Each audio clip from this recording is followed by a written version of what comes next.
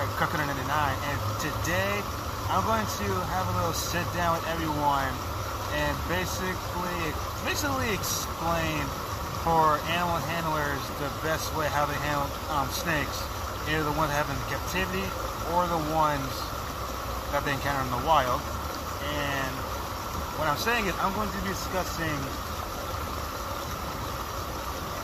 the tools that animal handlers use when dealing with snakes, and also explain their importance as to why these are the most efficient tools, as well as a variety of other stuff to use when handling dangerous reptiles. So, allow me to explain. So, welcome you back to Reptile Planet.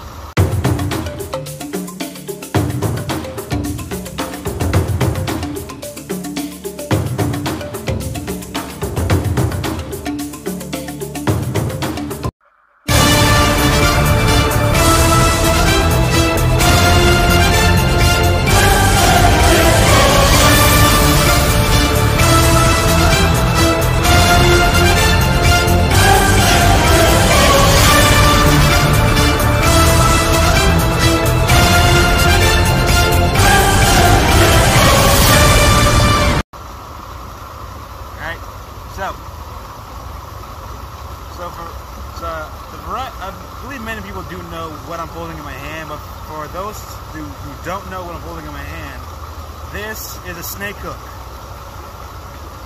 And in the name, this is an efficient tool that animal handlers use when dealing with dangerous snakes, everywhere from mildly venomous mangrove snakes to basically snappy northern water snakes and other colubridae species, all the way to the most dangerous snakes the world has ever known. Everything from cobras, mambas, kraits, rattlesnakes, baboon vipers, mangshan vipers, all of it. These right here are one of the common tools that animal handlers use when dealing with these reptiles. Now, so given that information, snake hooks are definitely required by animal experts and animal breeders. That way, because using a snake hook when handling snakes is basically the safest way for animal handlers to not get bit. But even with tools like this, accidents can still happen. But this is by far one of the safer ways to handle snakes, and their importance does vary. So snake hooks can come in a variety of sizes and a variety of types. There are these solid 48-inch long snake hooks. This is another one. It's telescopic. So basically, it can extend and retract to accommodate for various snake sizes, all the way to looks like a 3 to 4 foot northern water snake to up to about an 18-foot king cobra. Now, telescopic snake hooks are used by many animal experts and animal enthusiasts and educators, so that way they can help them handle the snake, and at times when they're cleaning the enclosures or showing them for demonstrations, it's one of the safer tools. That way people won't get bit. Now, there are smaller kinds, like this one. It's small and pink. So basically, stuff like this will accommodate for a more smaller species, kind of like like coral snake, or or like even hatchlings, for example. That way, like, it's still safer to use when you don't want to get bit, or even like when you're handling the more like snappy snake species. This is definitely a savior for that way people who don't want to get bit. But there are people who do free-handle snakes because of their experience. So they have years of experience. They do it for a living.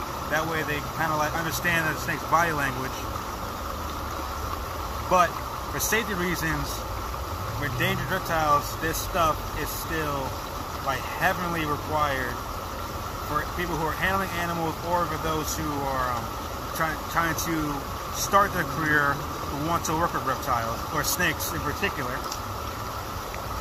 So I have used these hooks on various times when I'm out and about on a normal day, looking for snakes, or like it's to help me practice my handling skills.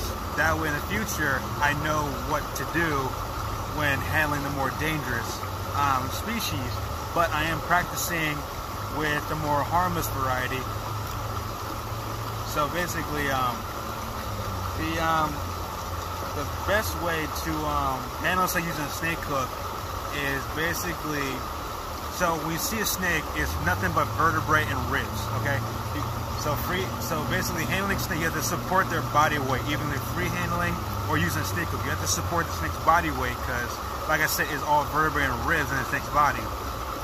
So if you just like dangle it, like just without a snake hook, without supporting the body weight, it can actually hurt the snake. It may cause some injuries to the spine or to ribs or vertebrae. So it's best to support the snake's body weight as best as you can, using either like when you're free handling, use both hands and let the snake go across both hands, or like use one hand to make sure like snake is probably elevated, like when like laying on your hand, or like it's moving around, make sure it's like its body weight is supported somehow. So the way I learned this is so in the beginning I wanted to work with snakes, but I also want to get the practice in, because in the future I do want to work with snakes. So I want to get the practice in to handle them in properly way in the proper way. So I did look up a way to do it, or I even did ask for advice from Jay from Prehistoric Reptiles, from Reptile Zoo. I did DM him on Instagram asking for advice on how to handle snakes in the wild or in captivity with a snake hook, and he did give me the proper advice. So Jay, if you're watching this, I do thank you for that. Or if someone would like to share this to Jay and tell him that I say thank you for giving me advice on how to handle a snake using a snake hook, I greatly appreciate it. So that being said, snakes do need to have the right way supported in order for them to be handled properly. That way they avoid injury to both yourself and the snake itself. So here are some clips on the way that I have handled some snakes over the last couple of months, over the last year or two. That way it shows you like how I managed to progress. So here are some clips regarding that. Got the little black rat out of a glue trap. So yeah, he's unstuck, he's doing fine, he's moving around. So I'm gonna put him near the water so he gets something to drink, and hopefully he might be able to recover from this whole ordeal. But yeah, he's doing great. So if you ever find a snake in a glue trap and you don't know what it is, something with thumb, then don't go near it. Leave it alone and contact your wildlife professional to help remove it, and just let the snake be on his way. All right, I'll see you later. Check this out, I got myself a garter snake. How cool is that?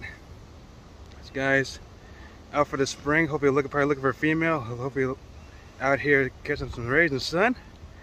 So yeah, got myself a nice little garter snake. It took a while, but look at this little guy. So beautiful. Alright, I might set this guy down soon, get some pictures. See you guys next time. Alright, I got fishing. Got myself my first northern of the year. Sweet! A nice sized female. I've been looking for these guys for years. What kind of snake is that? A northern water snake. Non-venomous. A nice Colubridae species here. And now I got one. You can stop recording. Hit this out. I got a lovely northern water snake out here. Look at her. Look at her. She's just gorgeous. Sorry, the last minute swimming across. I thought it was something else, but I got this lovely girl instead. Whoa. So yeah, she's lively too. Big. Really big. Whew. Lucky catch. An amazing one at that. Alright, I'm gonna get her back.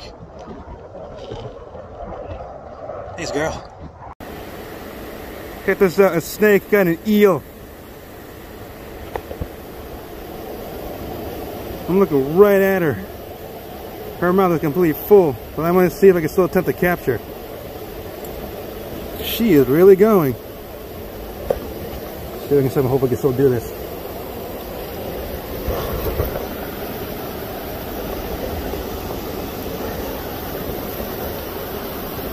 Oh. Gotcha. Woo!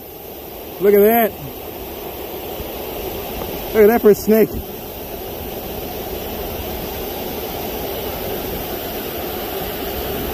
Look at that for a northern, my biggest one of this year. Check her out. That's a snake. That's a true snake right there. True snake. Phew. She has her mouth full, so she can't get me. So that's a good sign. A really good sign. Yep. I got people looking at me like I'm crazy. She's pretty. Very pretty. Get a picture.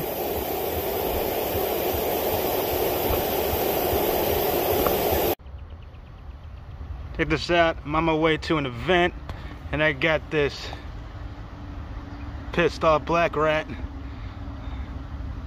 Come on, buddy.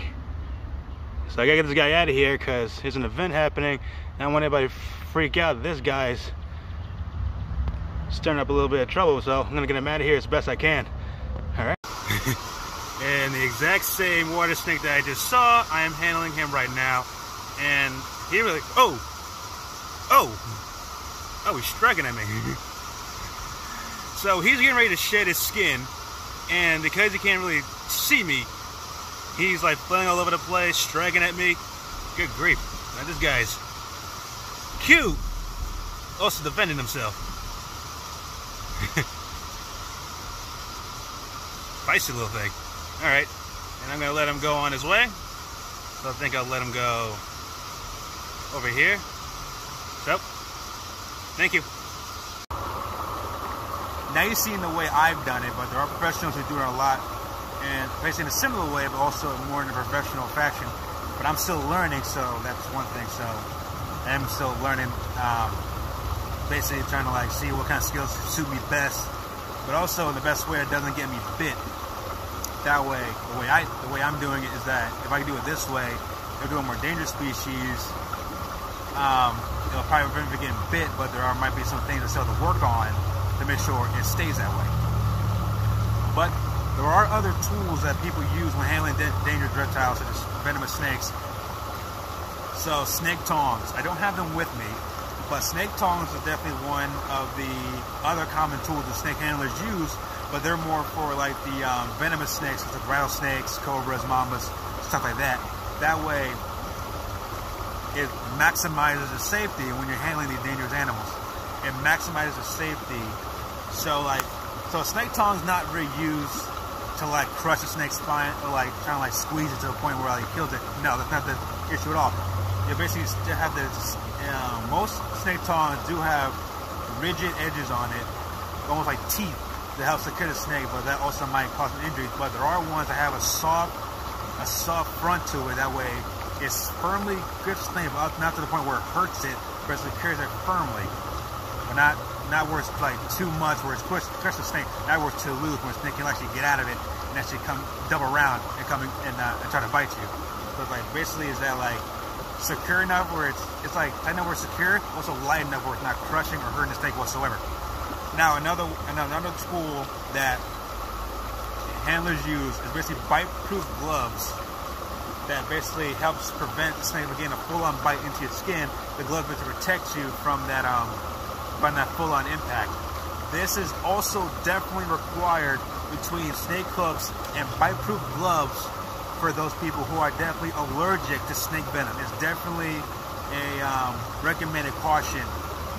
For those who are allergic to snake venom, they do have medication with them. Let's get something happens, they have it on site. But also, bite-proof gloves and snake hooks are a must-have if you're allergic to snake venom. So that's definitely a must-have. It'll maximize safety and also maximizes the risk-free that you'll get envenomated. That way, you'll still be safe at the same time as you're handling dangerous animals. There's blood on my my phone. So yeah, those are basically the most common tools that people use when handling snakes. Either where you're handling one in the wild to demonstrate people like the beauty of it, trying to explain the background while handling, as well as the ones in captivity for the ones that are like making it more safe for handling, as well as if you're trying to take a snake out to clean the enclosure and it's defensive, then this is definitely a must-have. That way it'll maximize the safety. So these tools are definitely important in the animal industry when working with snakes. That way it gives handlers the best chance to remain safe, also to keep the animal safe from hurting itself. So many snakes are handled with snake hooks, but many of them are handled with snake hooks but in a different way. For more slender snakes, kind of like the mambas, cobras, rat snakes, something like that, they can come back on their own axis. Like they can literally come back up the snake hook, potentially to your hand, and that's definitely a danger hazard for venomous snakes. For non-venomous snakes, it's definitely, if a non-venomous snake bites you like a rat snake bites you, it's not going to be a big deal, but you don't want to get bit. It will come back its own axis, because like, it's two things. One, a snake is trying not to fall, so it definitely wants to make sure like it's elevated, or like it's kind of like how to elevate on a tree. It's the same way for a snake hook. But for venomous snakes, if your hand's on the other end, it's best to just put the hook down, let the snake potentially slither off the hook, then we can pick it back up again, handle the snake once more, and just repeat that process every time the snake comes back in its own axis. For heavier body snakes, kind of like gaboon vipers, rhino vipers, they can't, many people do free handle them, many people do use snake hooks, but with snake hooks, people do use 2 snake hooks to support the snake's body weight, like one for the front, one for the back end. That way the snake slithers off, put one end down, and it's kind of like, almost kind of like a cycle of like, so this is snake hook right here, and the snake's on top of the snake hook. So the snake comes down like, move the other snake hook. Trying to get get the snake hook up to 1/3 of its body to help support its body weight. That way the snake won't fall because it hurt itself. Also keeps it elevated. So it's kind of like a almost like a walking motion, where like you use snake hooks to kind of walk. As snake goes, you're walking the snake hook. As snake goes, to help support its body weight continuously. You're trying to like get into another enclosure. You're trying to move it. Or like you're trying to like get the snake into another Tupperware container as you clean the enclosure. So the fundamentals of a snake hook for many handlers is that it's definitely the safest way to handle a snake of various types. That way it limits the risk of getting bit, but like I said, accidents can still happen, but it's also the safest way for the person and the snake. That way no harm comes forth either. So definitely these, when handling snakes, are definitely an important tool in the animal industry, and it's definitely a safe way to handle such snakes. That way, everyone can be able to go about their day safely, as well as the animals themselves. So, I hope you guys enjoyed this little explanation of why snake hooks are important and why they are used. And I hope you guys enjoyed.